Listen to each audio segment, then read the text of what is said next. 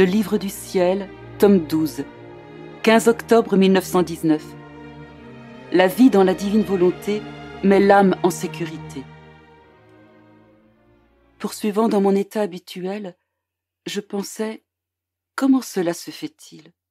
Je suis si mauvaise, si bonne à rien. La privation de mon Jésus m'a réduite à un tel état que si on pouvait le voir, il ferait pleurer même une pierre, et par-dessus le marché, aucun doute, aucune peur du jugement ou de l'enfer en moi. Dans quel état horrifiant je me trouve!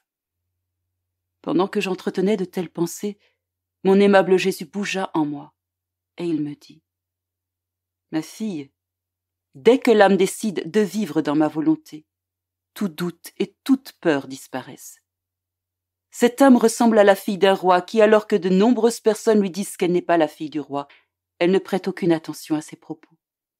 Au contraire, elle dit à tous fièrement: « Il est inutile d'essayer de semer le doute et la peur en moi.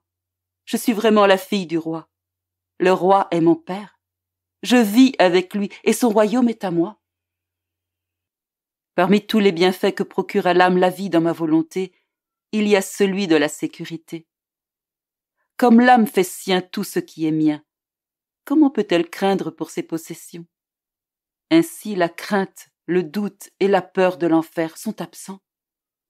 Il ne trouve ni la clé, ni la porte, ni le chemin pour entrer dans cette âme. Quand l'âme entre dans la divine volonté, elle se dépouille d'elle-même. Je la revêts de moi-même et d'habits royaux.